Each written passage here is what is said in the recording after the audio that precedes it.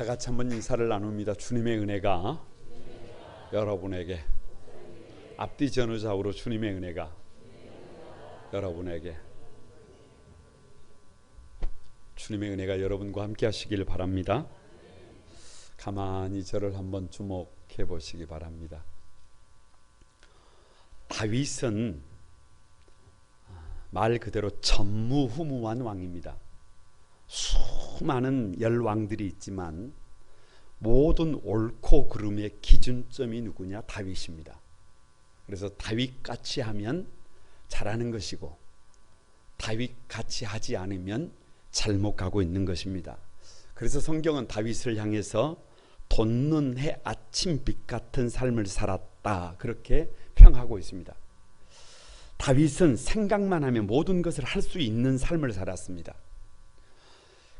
그럴 수 있는 비결을 사무엘하 7장 18절에 이렇게 기록하고 있습니다. 다윗 왕이 여호와 앞에 들어가 앉아서, 이렇게 기록하고 있습니다. 이것이 키입니다. 왕인데도 불구하고 하나님 앞에 들어가서 앉은 것입니다. 왜 앉았을까요? 다윗은 이스라엘의 왕입니다. 그런데 하나님 앞에 들어가 앉은 이유는 다 같이 내가 왕이 아니라 하나님이 왕이십니다. 누가 왕이 아니라는 거예요? 내가 왕이 아니라 진짜 왕은 하나님이라는 거예요. 내가 하나님 앞에 앉지 않으면, 내가 하나님 앞에 무릎을 꿇지 않으면, 내가 마음대로, 내 마음대로, 내 생각대로, 내 경험대로, 내 감정대로 통치한다고 한다면 여러분, 거기에 문제가 생깁니다. 그러나 하나님 앞에 앉아서 하나님 앞에 묻게 되면, 하나님의 뜻이 어디에 있는지 묻게 되면 삶은 달라집니다. 나라는 달라집니다. 그래서 다윗이 다윗 될 수 있는 비결이 여호와 앞에 앉은 것임을 믿습니다. 다윗의 증조모가 룻입니다. 룻은 이방 여인이에요. 참 보잘것없는 여인입니다. 그런데 거기다가 시아버지도 죽고 남편도 죽고 시동생도 죽었습니다. 더 이상 기댈 것이 없습니다. 희망이 없습니다. 내일이 없습니다. 거기다가 나이 드신 시어머니를 모셔야 했습니다. 그래서 빈 바구니를 들고 다른 이의 밭에 이삭을 주우러 가는 처절한 여인입니다. 정말 안타까운 여인입니다. 그런데 그녀가 보아스를 만납니다. 기업 물을 자를 만납니다. 예수님을 만납니다. 룻기 3장 7절에 이렇게 기록하고 있습니다. 룻이 가만히 가서 그의 발치 이불을 들고 거기 누웠더라. 여러분, 왜 발치에 누워버렸느냐? 보아스에게, 기업 물을 자에게, 예수님에게. 다 같이 한번 따라서 해봅니다. 삶아 잡수시든지, 구워 잡수시든지, 볶아서 잡수시든지 원하시는 대로, 뜻하시는 대로 하라는 겁니다. 그래서 다윗의 증조모가 됩니다. 그래서 그 이름 룻, 최고의 선물이 됩니다. 그러니까 최고의 선물, 오고 가는 세대의 최고의 선물이 되는 비결이 뭐냐? 누구 앞에 앉는 거예요? 여호와 앞에 앉는 것입니다. 외경에 막달라 마리아 복음서가 있습니다. 그 복음서에 보면 남자 제자에 베드로가 있다고 한다면 여자 제자에는 막달라 마리아가 있습니다. 막달라 마리아는 결코 베드로의 리더십에 부족함이 없습니다.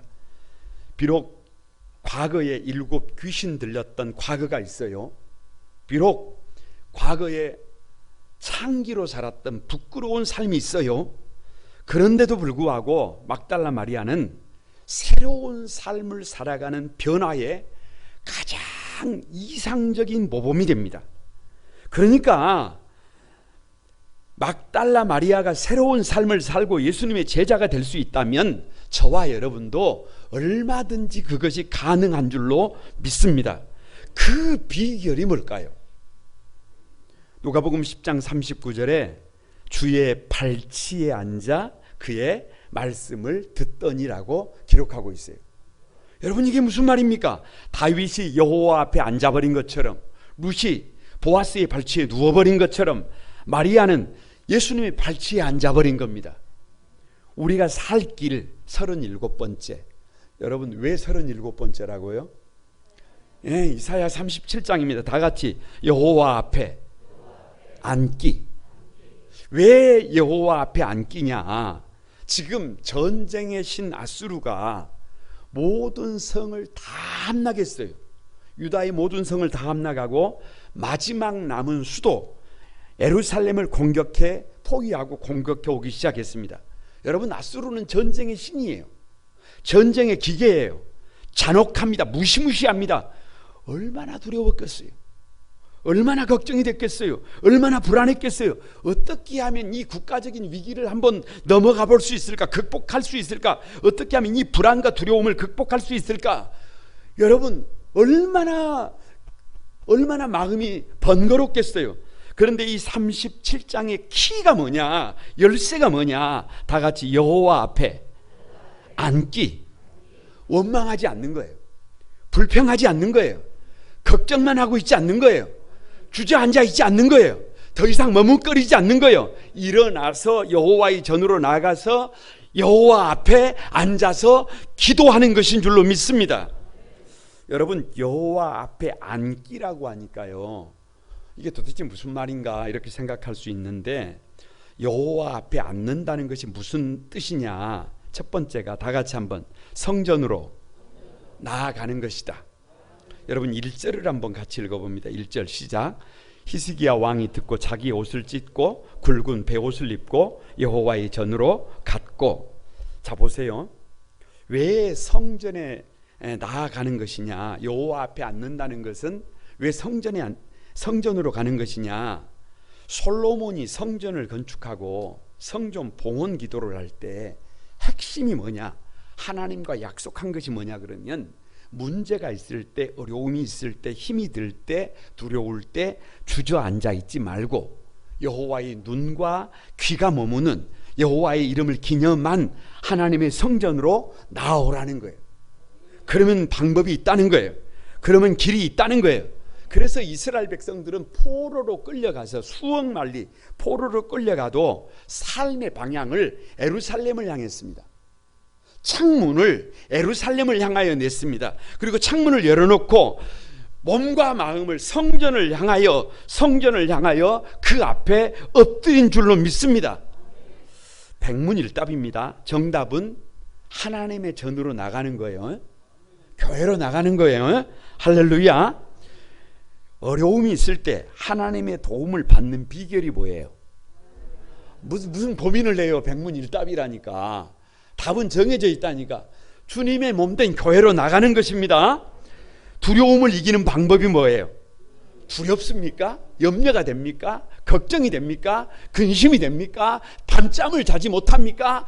걱정할 필요가 없어요. 어디로 달려나가면 돼요? 하나님의 전으로 나가면 됩니다. 더 이상 원망하지 않고 싶으세요? 불평하지 않고 싶으세요? 책임을 전가하고 싶지 않으세요? 사람답게 살고 싶으세요? 어떻게 하면 됩니까? 주님의 전으로 달려나가면 됩니다. 오늘 저와 여러분이 사람답게 새로워지는 방법이 뭐예요? 무슨 고민을 해요? 주님의 전에 나가는 거라니까. 저와 여러분이 세상을 이롭게 하는 방법이 뭐예요? 저와 여러분이 하나님의 전으로 달려나가야 합니다. 거듭나서 천국 백성의 주인공이 되는 방법이 뭐예요? 더 이상 고민하지 마세요. 주님의 전으로 달려나가는 것임을 믿습니다. 할렐루야. 세상에 근심 없는 사람이 어디가 있어요? 세상에 걱정 없는 사람이 어디가 있어요? 세상에 두려움 없는 사람이 어디가 있어요? 그런데 오늘 3절에 오늘은 환난과 책벌과 능력의 날이라 그러잖아요. 아이를 낳으려 하나 해산할 힘이 없음갑도다 라고 하잖아요. 세상을 살다 보면 너 나 할 것 없고, 여러분 힘이 있으나 없으나, 건강하나 건강하지 않으나, 규모가 크나 작으나 50보 100보입니다. 다 똑같아요. 여러분 세상 살다 보면 이런저런 어려움이 있어요. 이런저런 책벌의 날이 있어요. 잘못한 것이 있어요. 문제는 그 위기를 넘을 힘이 없다는 거예요. 산모가 아이를 낳아야 하는데 아이를 낳을 힘이 없어요.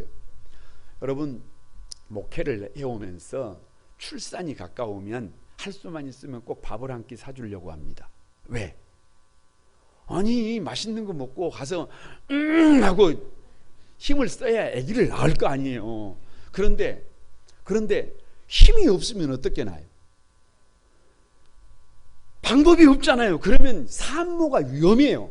산모만 위험합니까? 태아가 위험해요. 이것이 우리 인생입니다. 한번 살아보고 싶은데, 사람답게 살아보고 싶은데 뭐가 없어요? 힘이 없어요. 그래서 걱정이 되는 세상입니다. 그래서 히스기야 왕은 거침없이 여호와의 전으로 간 것입니다. 두려움 없고 염려 없고 걱정 근심 없는 사람이 아무도 없어요. 그러기에 성경은 말하는 겁니다. 더 이상 염려하지 말고 걱정하지 말고 주저앉아 있지 말고 원망과 불평하지 말고 여호와의 전으로 주님의 몸된 교회로 나아가라는 것입니다. 목사님, 코로나19가 좀 진정이 되면 그때 뵙겠습니다. 결석자가 하도 많으니까 전화를 하면 그냥 간단해요. 목사님, 코로나19가 진정되면 그때 뵙겠습니다. 여러분, 아닙니다. 그게 아니에요. 참 안타까운 얘기지만 OECD 기준 세계 자살률 1위 국가가 우리 대한민국입니다. 작년 한 해에 13,195명이 하루 평균 36명이 극단적인 선택을 했습니다. 여러분, 10대에서 20대 30대 자살률이 계속 증가하고 있습니다. 우리 민족의 아픔입니다. 그런데 코로나19로 인해서 한국에서 지금까지 지난 2년 반 동안 죽은 사람이 다 합해서 7,354명입니다. 어제 기준으로. 주님의 몸된 교회로 나와야 합니다. 그래서 믿음으로 살아야 합니다. 그래서 두려움을 이겨내야 합니다. 하나님의 도우심을 힘입어야 합니다. 이것이 우리가 살 길임을 믿습니다. 왜 성전에 나아가야 되느냐? 여러분, 성전에 나와야 믿음이 생깁니다. 6절과 7절을 다 같이 한번 읽어봅니다. 6절과 7절 시작. 여호와께서 이같이 말씀하시되 너희가 들은 바 아수르 왕의 종들이 나를 능욕한 말로 말미암아 두려워하지 말라. 보라, 내가 내 영을 그의 속에 두리니 그가 소문을 듣고 그의 고국으로 돌아갈 것이며 또 내가 그를 그의 고국에서 칼에 죽게 하리라. 이게 무슨 말씀이에요? 선지자의 말씀의 핵심이 뭐냐 그러면, 지금 히스기야는 겁을 먹고 있는데, 두려워하고 있는데, 염려하고 있는데 거두절미하고 밑도 끝도 없이 두려워하지 말래요. 왜요? 하나님에게 계획이 있대요. 세상 모든 것이 여러분 우연 같으세요? 세상 모든 것이 향방이 없는 것 같아요? 아니라니까요. 향방 없는 것이 아니라니까요. 하나님의 계획이 있다니까요. 지구가 가는 것 같아도, 지구가 돌고 있는 것 같아도 지구가 가는 길이 있어요. 태양이 가는 길이 있어요. 하나님이 정하신 길이 있습니다. 저 아수르의 사네립 왕이 고국으로 돌아갈 것이요, 거기서 칼에 맞아 죽는다는 것입니다. 여러분, 전쟁 중에 적국의 왕이 죽으면 어찌 되는 거예요? 뭐 어찌 되는 거예요? 전쟁이 끝나는 것이지. 거기다가 26절에 이렇게 말씀하세요. 다 같이, 이 일은 내가 태초부터 행한 바요, 상고부터 정한 바로다. 무슨 말이에요? 이 일이 창세 전부터 예정되어 있다는 거예요. 창세 전부터 계획되어져 있다는 것입니다. 그러니까요, 주님의 전에 달려나가서 말씀을 듣다가 보면 이런 생각이 들어요. 그래, 다 같이 그래. 아하, 세상 모든 것이 우연이 아니구나. 참새 한 마리가 땅에 떨어지는 것도 하나님이 결제하지 않으면 불가능하는구나. 믿음이 생긴 줄로 믿습니다. 그 하나님께서 두려워 말라, 걱정하지 말라, 그러면 뭐를 이길 수 있어요? 믿음이 생기면 그 두려움을 이길 수 있음을 믿습니다. 꼭 한 가지 점검이 필요해요. 두려움이 뭐냐? 우리 인생의 두려움이 뭐냐? 왜 우리가 두려움을 느끼느냐? 왜 우리가 염려하느냐? 왜 우리가 걱정하느냐? 간단합니다. 간단해요. 믿음이 없는 것이 두려움입니다. 다시 말하면 두려움이 뭐냐? 믿음이 없는 자리가 두려움의 자리예요. 생각을 해보세요. 믿음이 있으면 나라가 무너지지 않는다, 이 전쟁에서 우리가 이긴다, 이 믿음이 있으면 왜 두려워합니까? 아무리 전쟁 기계라고 해도, 아무리 전쟁의 신이라고 해도 내가 저 아수르를 이길 수 있다라고 생각하면 왜 겁을 먹어요? 왜 잘못된 선택을 합니까? 그런데 싸워보기도 전에, 여러분 전장에 서보기도 전에 이미 겁을 먹었어요. 이미 무서워요. 왜요? 믿음이 없는 겁니다. 그래서 두려움과 싸우는 것은, 여러분 두려움과 싸우는 것이 아니에요. 두려움을 이기는 방법은 빛이 들어가면 어둠이 물러가는 것처럼, 두려움은, 근심은, 염려는 믿음이 채워지면 극복할 수 있습니다. 그런데 성전에 가서 하나님의 말씀을 듣다가 보니까 믿음이 생기는 거예요. 믿음은 들음에서 나는 줄로 믿습니다. 말씀을 가만히 듣다 보니까 맞아 그래. 그러면 염려가 떠나갑니다. 그러면 두려움이 떠나갑니다. 그러면 잘못된 삶을 살지 않습니다. 왜 성전에 나아가야 하느냐? 여기 중요한 것이 있어요. 1절을 보면 히스기야 왕이 듣고 자기 옷을 찢고 굵은 베옷을 입고 여호와의 전으로 갔고라고 기록하잖아요. 그런데 2절을 이렇게 시작합니다. 왕궁 맡은 자 엘리야김과 서기관 셈나와 제사장 중 어른들도 굵은 베옷을 입으니라, 이렇게 기록하고 있어요. 이게 아주 중요합니다. 왜 중요하냐? 히스기야 왕이 하는 것을 누구도 따라하는 거예요. 신하들도 따라하는 거예요. 왕이 하지 않으면 신하들도 하지 않는 겁니다. 왕이 옷을 찢었다는 것, 굵은 베옷을 입었다는 것은 회개하는 거예요. 왜냐? 1차 아수르가 침략을 해왔을 때 전쟁을 피해보려고 조공을 바쳤어요. 조공을. 다시 말하면 비유를 맞췄어요. 성전 기둥에 금까지 다 벗겨가지고 뇌물로 바치면서, 조공으로 바치면서 침략하지 말아달라고 부탁을 했어요. 그런데 아수르가 물러갔습니까? 아니잖아요. 2차 침공을 해온 거잖아요.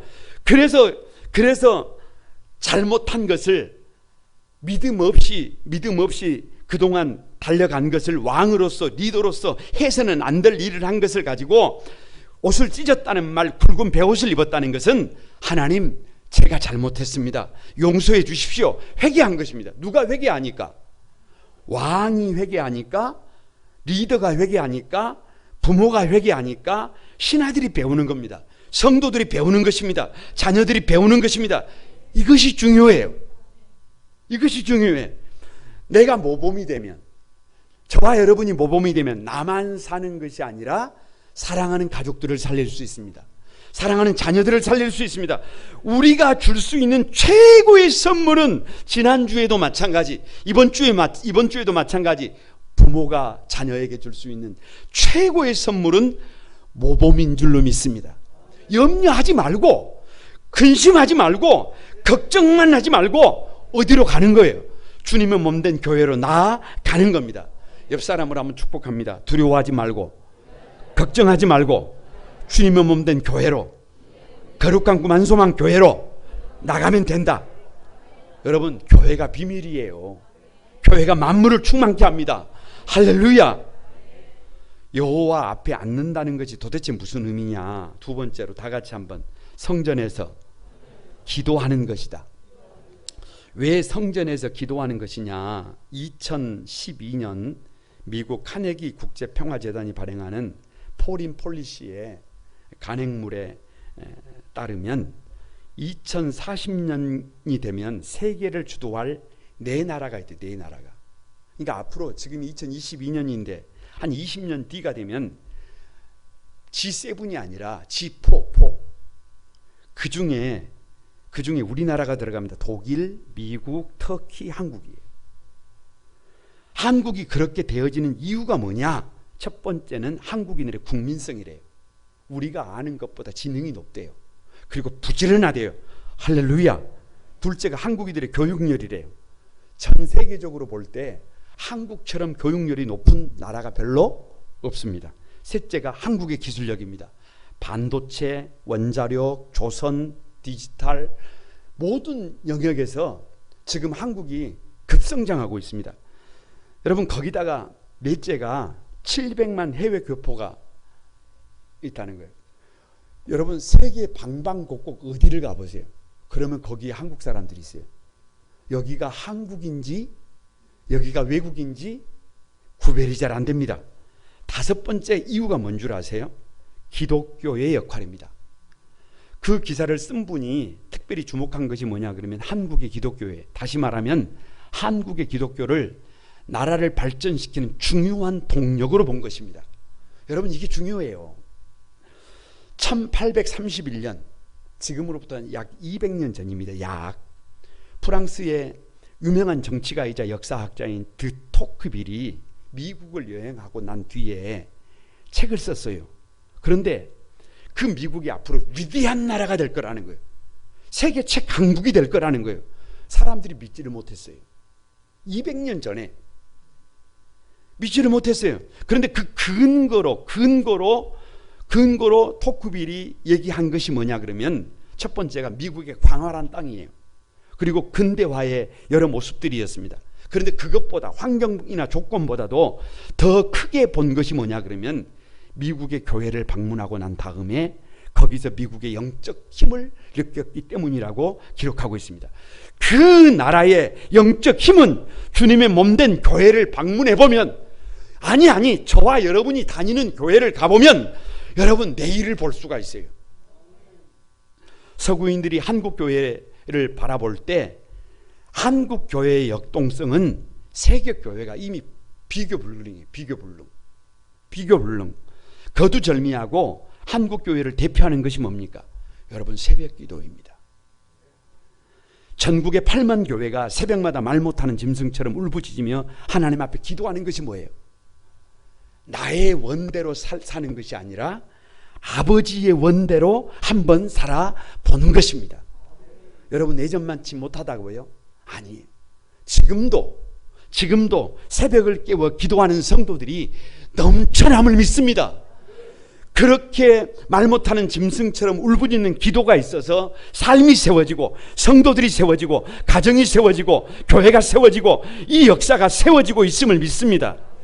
세계사적으로 대한민국의 발전은 이해할 수가 없대요. 불가사의한 일이래요. 여러분, 기도 외에 다른 유가 없음을 믿습니다. 왜 성전에서 기도하는 것이냐? 14절에서 15절을 같이 한번 봅니다. 같이 한번 읽습니다. 히스기야가 그 사자들의 손에서 글을 받아보고 여호와의 전에 올라가서 그 글을 여호와 앞에 펴놓고 여호와께 기도하여 이르되, 자 보세요. 히스기야 왕이 적장 랍사게의 편지를 가지고 여호와의 성전에 올라가서 여호와 앞에 펴놓고 기도한 것입니다. 말씀을 준비하다가 이런 생각을 했어요. 순종이 뭘까? 순종이 뭘까? 다 같이, 순종은 내가 할 수 있는 것이다. 순종은 별거 아니에요.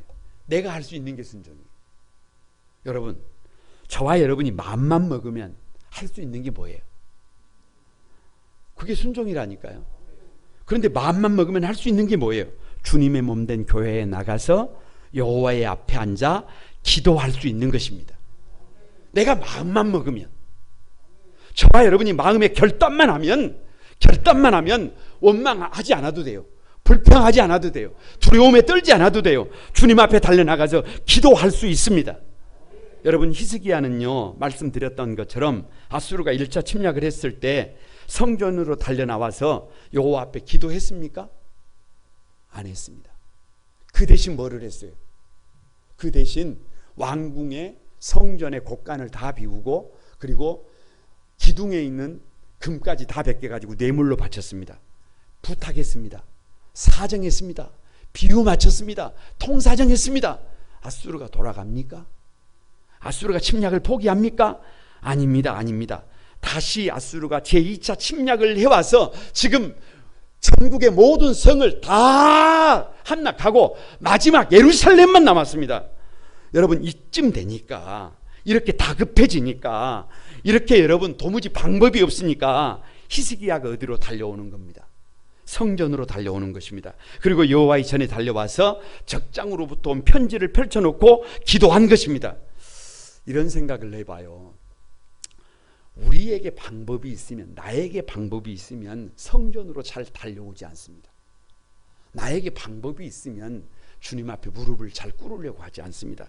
그런데 나에게 방법이 없으니까, 히스기야에게 방법이 없으니까 히스기야가 있어야 할 자리로 나아오는 것을 본문을 통해서 보게 됩니다. 하나님 앞에 기도하지 않는다니까요. 하나님 앞에 엎드리지 않는다니까요. 그런데 문제가 심각해지니까 더 이상 자기에게 방법이 없으니까 있어야 될 자리로 나아오더라는 거예요. 여러분, 저와 여러분의 인생에 문제가 왜 있는 거예요? 저와 여러분의 인생에 어려움이 왜 있는 거예요? 저와 여러분의 인생에 왜 눈물 나는 일이 있는 거예요? 그것은 저와 여러분을 있어야 할 자리로, 성전으로, 하나님 앞으로 달려나와서 엎드리도록 요청하시는 하나님임을 믿습니다. 히스기야가 성전에 나와서 여호와 앞에 앉았지만 두려웠을 것입니다. 여전히 걱정이 많았을 것이에요. 너무 걱정이 되고 불안하면 여러분 기도가 잘 안 됩니다.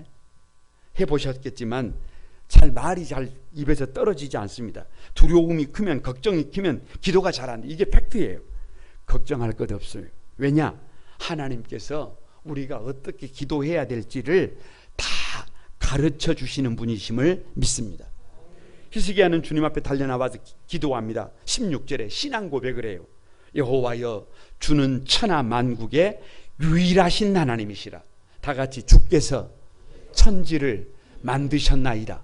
우주 만물을 만드신 분이 누구예요? 우주 만물의 주인이 누구예요? 전쟁에서 이기고 지는 것이, 사람이 살고 죽는 것이, 나라가 세워지고 무너지는 것이 누구의 손에 달렸어요? 그걸 믿습니까? 그걸 고백하는 거예요. 이것이 신앙 고백이에요. 나의 삶이, 우리 인생이 하나님의 손에 달렸다는 거예요. 그리고 하나님 앞에 도움을 요청합니다. 17절에 여호와의 귀를 기울이소서, 20절에 천하 만국이 주만이 여호와이신 줄을 알게 하소서. 기도하다 보니까, 엎드리 하나님 앞에 앉다 보니까 하나님께서 어떻게 기도해야 될지를 알게 해주시는 줄을 믿습니다. 그래서 누구 앞에 앉는 것이 중요해. 여호와 앞에 앉는 것이 중요해. 왜 성전에서 기도하는 것이냐? 저는 성경을 읽다가, 말씀을 준비하다가 가슴이 뛰더라고요. 가슴이 뛰어요. 왜냐 그러면 히스기야가 성전에 올라가서 앉았어요. 그런데요, 하나님은 6절에서 7절에 보면 두려워하지 말래요. 아니, 히스기야는 지금 한 짐인데, 히스기야는 지금 너무 두려운데 하나님의 요청은 뭐냐? 두려워하지 말래요. 계획이 있대요. 여러분, 심지어 히스기야가 기도하기 전에 이미 하나님이 움직이고 계심을 성경을 통해서 보기 때문에 가슴이 뛰는 거예요. 8절을 보세요. 아수르 왕이 라기스를 비웁니다. 왜냐? 림나를 치느라고. 다시 말하면 여러분, 37장을 펼치면 유다의 모든 성을 다 이미 함락을 시켜버렸는데 왜 지금도 림나를 치기 위해서 군대를 라기스에서 뺍니까? 문제가 생긴 것 아니에요. 여러분 9절을 보세요. 구스왕 다르하가가 나와서 아수르와 싸우려 한다 하는지라. 이게 무슨 말이에요? 아수르가 예루살렘만 공격하면 되는 줄 알았는데 전혀 생각하지도 않았던 구스가, 저 이디오피아가 여러분 군대를 이끌고 아수르의 배후를 치는 겁니다. 제가 지금부터 물어볼 테니까요, 답은 기도의 응답입니다. 약속했습니다. 짠 거예요. 왜 아수르 왕이 라기스를 비우고 림나를 칩니까? 아니, 고민하지 말라니까요. 기도의 응답이라니까요. 왜 구스왕 다르하가가 아수르의 배후를 칩니까? 뭐들어 고민을 해요. 기도의 응답이라니까요. 왜 아수르 왕 사네립이 겁을 먹고 오늘 37장을 읽어보면 뻥을 칩니다. 막 큰 소리를 쳐요. 여러분, 개가 막 짖으면요, 그거 무는 개 아니에요. 무는 개는 말없이 물어버려요. 그런데 왜 이렇게 지금 아수르의 사네립이 겁을 먹고 허풍청이처럼 물지 않는 개처럼 막 지르지르고 있는 줄 아세요? 그게 기도의 응답이에요. 그게 기도의 응답입니다. 여러분, 놀랍지 않습니까? 히스기야가 적장에 편지를 펼쳐놓고 기도하기도 전에, 이미 그 전에 기도의 응답을 미리 준비하시는 하나님입니다. 저와 여러분이 주님의 몸된 교회에 달려나와 기도하려고 마음을 먹고 몸으로 행동에 옮기니까 기도하기도 전에 먼저 기도의 응답을 준비하시는 하나님을 찬양합니다. 옆 사람을 한번 축복합니다. 우리가 있어야 할 것이 교회입니다. 우리가 해야 할 것이 기도입니다. 기도하면 좌절하지 않습니다. 기도하는 사람은 절망하지 않습니다. 기도하는 사람은 반드시 승리합니다. 할렐루야. 여호와 앞에 앉는다는 것이 도대체 무슨 의미냐. 세 번째로 다 같이 한번 하나님의 일하심을 기대하는 것이다. 21절을 다 같이 한번 읽어봅니다. 21절 다 같이 읽습니다. 시작. 아모스의 아들 이사야가 사람을 보내어 히스기야에게 이르되 이스라엘의 하나님 여호와께서 말씀하시되 내가 아수리의 사네립 왕의 일로 내게 기도하였다다 하시고. 자 보세요. 히스기야가 여호와의 성전에 나와서 이제 기도했어요. 그 결과가 뭐냐 그러면 21절에 이사야 선지자가 사람을 보내가지고 히스기야에게 말하는 거예요. 하나님께서 너의 기도를 들었다라고 하는 것입니다. 할렐루야. 그런데 여기에 이상한 것이 있어요. 예를 들어서 하나님께서 기도를 들으셨으면 이렇게 해주셔야 되잖아요. 아들아 라라라라 너의 기도를 들었노라라라라 뭐 이래야 되잖아요. 그런데 아무 말씀이 없으세요. 아니 하나님이 그렇게 말씀하지 않으시려면 누구라도 좀 보내줘야 해요. 이사야 선지자라도 좀 보내줘야 해요. 그런데 이사야를 보내지도 않습니다. 이사야가 누구를 보내느냐 그러면 이름도 없는 사람을 보내. 이름도 없는 사람을. 아마 이사야의 몸종을 보냈을 거예요. 왜요? 왜? 하나님이 나설 것도 없다는 거예요. 이사야가 나설 것도 없다는 거예요. 그냥 이름 없는 사람이 대신에 왔어요. 지금 이사야가 두려워하고 있지만, 지금 히스기야가 두려워하고 있지만, 염려하고 있지만, 겁을 집어먹고 있지만, 그것은 실체가 없는 두려움이라는 거예요. 하나님이 보실 때 그것은 문제가 아니라는 거예요. 지금 히스기야는 두려움에 떨면서 기도하고 있는데 하나님께는 이 문제가 아무것도 아니라는 거예요. 그래서 이사야가 오는 것도 아니고 이름 없는 사람이 그냥 와서 전달하는 거예요. 여러분, 사네립의 미래가 뭐예요? 22절에 시온의 딸 처녀가 사네립을 비웃고 멸시하더라. 아니 여러분, 지금도 저 징기스칸은 하면 지금도 막 그 힘 있는 사람들의 절대적인 지지를 받잖아요. 그런데 이건 어찌된 판인지 시온의 에루살렘에 있는 여자아이들, 소녀들이 사네립 얘기가 나오면 그 사네립을 멸시한대요. 조롱을 한대요. 다 같이 한번 아이고 뭐 하는 거예요? 아니 힘 좀 쓰는 줄 알았더니, 뭐 좀 하는 줄 알았더니 아무것도 아니더라는 거예요. 아니 누가 그렇게 걱정하고, 누가 그렇게 염려하고, 누구의 그렇게 피를 말리던 그 아수르가, 사네립이 아무 힘 한번 써보지 못하고 무너져 버릴 줄 아무도 몰랐다는 거예요. 그래서 시온의 딸들이, 처녀들이, 소녀들이 그 사네립을 보고 비웃더라는 것입니다. 여러분, 이것을 볼 수 있어야 하나님 앞에 가서 앉을 수 있음을 믿습니다. 왜 하나님의 일하심을 기대하는 것이냐? 히스기야가 성전에 나와서 기도한 결과가 뭐냐 그러면 30절을 보세요. 왕이여 이것이 왕에게 징조가 되리니라고 합니다. 무슨 징조냐? 지금 히스기야의 눈에는 한치 앞이 보이지 않습니다. 여러분, 지금도 저 우크라이나와 그 모스크바 접경에 아주 전운이 감돌고 있지만, 지금 염려가 막 대단하겠지만 오늘 본문도 긴장 관계가 역력합니다. 그런데 무슨 징조냐 그러면 이렇게 말씀을 하세요. 전쟁의 신이 지금 성을 포위하고 있어요. 그 누구에게도 도움을 받을 수가 없어요. 그런데 하나님은 무슨 말씀을 말씀하시느냐, 무슨 징조를 말씀하시느냐? 1년과 2년 동안은 그 땅에서 난 곡식을 먹는데요. 이 말은 이미 예루살렘 성 안에 지난 2년 동안 지어놓은 곡식이 어떻게 하다는 거예요? 있다는 거예요.